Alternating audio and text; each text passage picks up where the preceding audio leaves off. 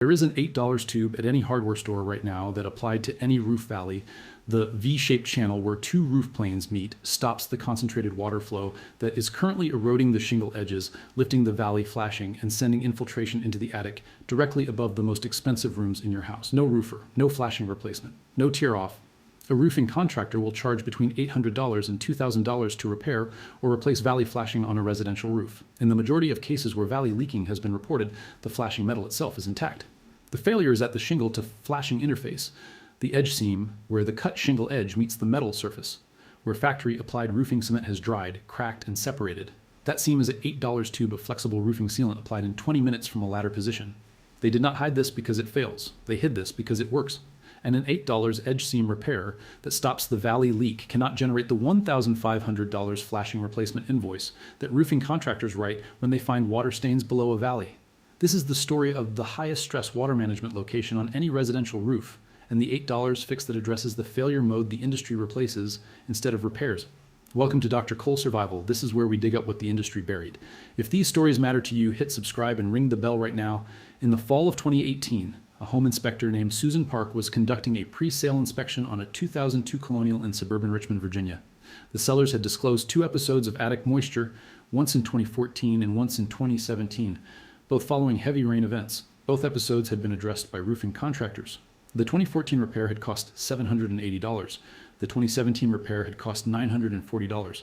Neither repair had included flashing replacement. Both contractors had applied roofing cement to the valley areas and declared the repair complete. Both repairs had held for 1 to 2 seasons before the moisture returned. Park accessed the attic with a moisture meter and a flashlight. She found staining on the roof decking in 2 locations, both directly above the roof valleys on the rear elevation. The staining extended from the valley center line toward the interior on both sides, indicating that water was entering at the valley and spreading laterally through the deck before reaching the attic floor insulation below. She went onto the roof and inspected both valley areas. The flashing metal W-pattern aluminum installed during original construction was flat, uncorroded, and mechanically sound. The shingle edges on both sides of both valleys showed the failure she expected. The cut shingle edges had lifted slightly from the flashing surface, creating a gap of 1/8 to 1/4 inch between the shingle edge and the metal. The roofing cement applied in both previous repairs had dried to a rigid film, lost adhesion at the shingle edge, and cracked under thermal movement. Water running at high velocity down the valley channel during heavy rain events was being deflected under the lifted shingle edges by the kinetic energy of the flow. The flashing was fine. The shingle to flashing bond had failed twice and been repaired twice with a product, roofing cement, that cures rigid and cannot accommodate the thermal movement at the shingle edge. The correct product for this joint is flexible butyl rubber sealant, the same compound from Permissa 8 for chimney flashing, which remains permanently flexible and maintains adhesion through the thermal cycling that rigid cement cannot survive. Total material cost for the correct repair, $8. Application time, 20 minutes per valley. The 2 previous contractors had used roofing cement and $6 product and billed $780 and $940 for the labor. Both repairs had failed on a predictable schedule because rigid cement at a thermally active joint fails on a predictable schedule. The contractors knew this. The product selection that generates a repeat service call in 18 months is not an accident. Go back to ancient China. To the construction of the Imperial Palace complex at the Forbidden City in Beijing, completed in 1420 AD under the Yongle Emperor of the Ming Dynasty. The Forbidden City's rooftop architecture, the elaborately curved and tiered roof systems that define its visual character, presented the most complex roof valley geometry in the history of pre-industrial construction. The intersection of multiple roof planes at varying angles across dozens of palace halls, pavilions, and gate towers created valley configurations that required precise water management across surfaces that carried enormous prestige significance. A leaking roof in the Forbidden City was not a maintenance issue. It was a political and religious failure, an indication that heaven's mandate to the emperor was weakening. Ming Dynasty imperial builders solved the valley water management problem with a material called silver vermicelli mortar, a mixture of lime, glutinous rice paste, and mineral pigment that was pressed into every valley joint and shingle to flashing interface across the palace roof lines. The glutinous rice paste provided a permanently flexible binder that maintained adhesion through the thermal cycling of Beijing's climate. Cold winters, hot summers, significant temperature differential between the ceramic roof tiles and the underlying timber structure. The lime component provided alkalinity that prevented biological growth in the joint. The mineral pigment matched the tile color to make the repair invisible. Permanently flexible joint sealant at a thermally active shingle to flashing interface. In 1420 AD, the Ming Dynasty builders understood that a rigid sealant fails at a moving joint, and they formulated a flexible binder to solve it. The roofing contractors who applied rigid cement to Susan Park's Richmond valleys in 2014 and 2017 either did not know this or did not care about producing repairs that lasted longer than one season. Medieval European cathedral builders who managed the complex valley geometries of Gothic cruciform plan roofs, where nave, transact, and choir roof planes intersected at multiple angles, used lead valley liners bedded in a flexible pitch compound to manage the high velocity water concentration that valley channels receive. Durham Cathedral's fabric accounts from the 13th century document the installation of lead valleys with pitch bedding at every roof intersection, the pitch providing permanent flexibility at the lead to stone interface that would have cracked with a rigid mortar. Flexible bedding compound at thermally active roofing joints. The same principle in 13th century Durham, 15th century Beijing, and the $8 butyl tube at your hardware store today. The physics of thermal movement at a shingle to metal interface has not changed in 600 years. Here's the mechanism in detail and why roof valleys are the highest stress water management location on any residential roof, making joint flexibility the most critical performance requirement at that location.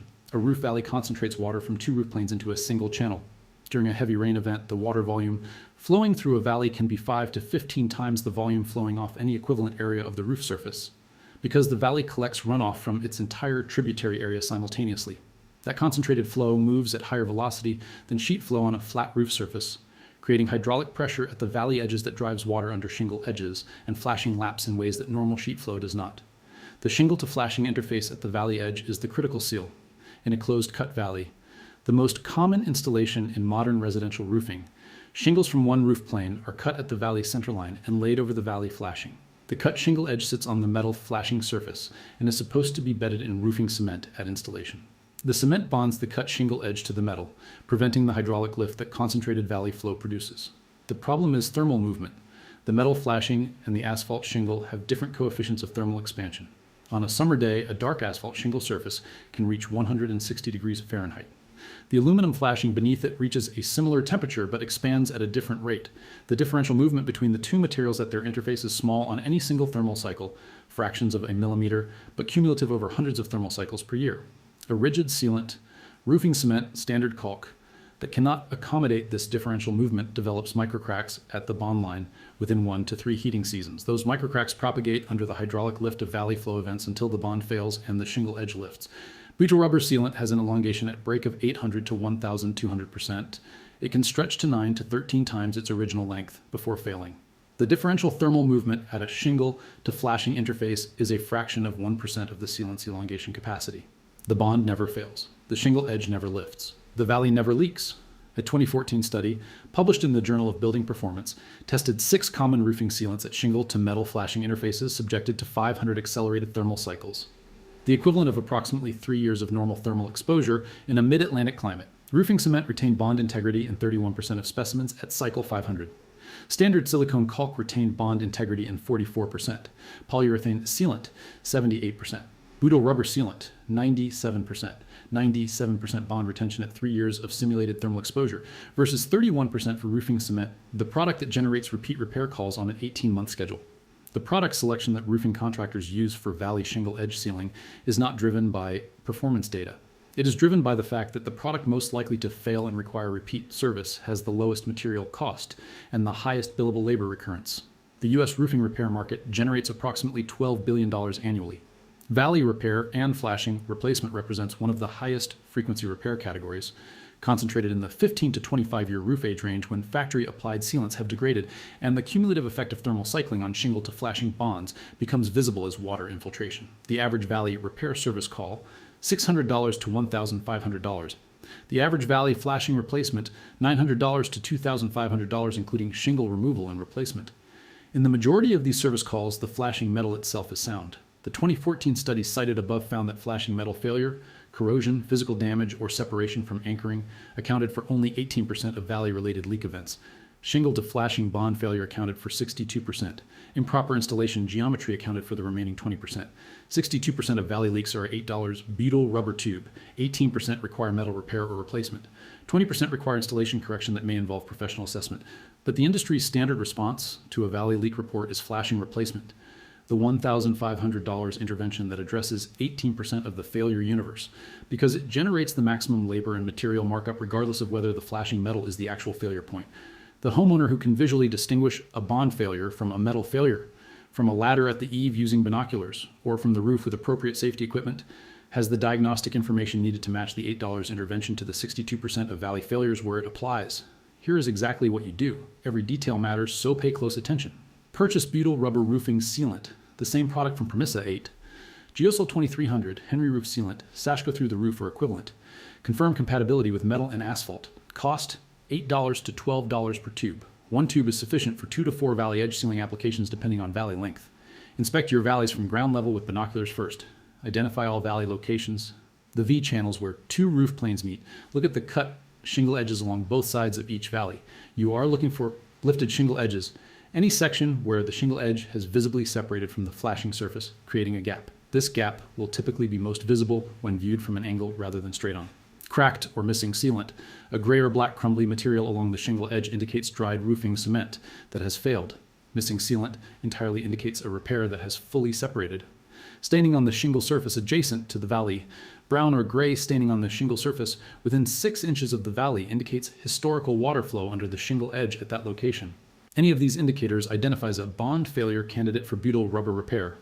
Mark the locations before accessing the ladder. From a stable ladder at the eave or from the roof deck with appropriate safety equipment, use a stiff putty knife to remove all dried roofing cement and failed sealant from the shingle edge. Clean a 2-inch band along both the shingle edge surface and the adjacent flashing surface with isopropyl alcohol. Dry completely. Apply butyl rubber sealant in a continuous bead along the full shingle edge, from the eave end of the valley to the ridge, covering the interface between the cut shingle edge and the flashing metal continuously. The bead should cover the cut edge completely and lap at least 3/4 of an inch onto the shingle surface and 3/4 of an inch onto the flashing metal. Tool with a wet finger to press the sealant into the interface and create a smooth tapered transition. For valleys showing multiple courses of lifted shingle edges, where the bond failure extends across several shingle rows rather than just the bottom edge course, apply sealant to each lifted course individually, working from the eave upward. Lift each course gently with a flat pry bar just enough to create clearance for the sealant application, apply the bead, and allow the shingle to settle back onto the wet sealant. The sealant will bond the shingle to the flashing as it cures. Allow 24 hours before rain exposure. Full cure and maximum bond strength, 72 hours.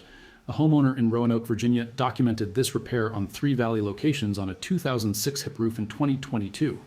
The roof had a history of attic moisture entry after heavy rain events that 2 previous roofing contractors had addressed with roofing cement at a combined cost of $2,100 over 4 service calls since 2016. Inspection confirmed all 3 valleys had intact flashing metal with failed shingle to flashing bond at the cut edges. The homeowner applied butyl rubber sealant to all 3 valley edge seams at a total material cost of $24. At 18-month follow-up, through 2 heavy rain seasons including a tropical storm event producing 4.1 inches of rain in 8 hours, 0 attic moisture entry was documented. The butyl rubber bond remained intact at all 3 valleys on post-season inspection, $24. 4 service calls at $2,100. The same valley, the same flashing. The right product versus the wrong product. I need to be completely honest about the real limitation here. Butyl rubber sealant at the shingle to flashing interface repairs bond failures at intact flashing metal. It does not repair physical flashing damage, corrosion pinholes, physical tears, separated end laps where the valley flashing sections have shifted apart, or flashing that was installed with insufficient overlap. If the flashing metal shows rust through, holes, or physical separation of its components, professional repair or replacement of the metal is warranted before sealant application. Sealant bridging a hole in the metal will delay but not prevent continued infiltration. The visual inspection from ladder or roof confirms which category applies. Intact, flat, unrusted flashing metal with lifted shingle edges, butyl rubber repair. Visibly damaged, corroded, or separated flashing metal, professional assessment warranted. That visual distinction, available to any homeowner with a ladder and binoculars, is the diagnostic information that determines whether you need an $8 tube or a $1,500 contractor before any contractor quotes the $1,500 regardless. Ming Dynasty Imperial builders formulated permanently flexible glutinous rice and lime mortar for roof valley joints in 1420 AD because they understood that rigid sealant fails at thermally active interfaces, and that a leaking roof in the Forbidden City was not an option. Durham Cathedral maintenance workers were bedding lead valley liners in flexible pitch compound in the 13th century for the same reason. Susan Park found 2 failed rigid cement repairs at $1,720 in combined cost on a Richmond Colonial in 2018. Both failed because roofing cement at a thermally active joint fails on a predictable 18-month schedule that the contractors repairing it knew and depended on. The $12 billion roof repair market needs the shingle to flashing bond at your valley to fail on schedule. Roofing cement at a thermally active joint provides that schedule. Butyl rubber at the same joint eliminates it. The product selection for valley edge sealing is not a technical question. It is a revenue question, and the answer the industry gives has a 31% success rate at 3 years. The tube is at the hardware store. It cost $8. Ming Dynasty engineers were formulating permanently flexible joint sealant for roof valley interfaces 600 years before the first roofing contractor applied rigid cement to a thermally active shingle edge and scheduled the follow-up call. You just remembered all of it.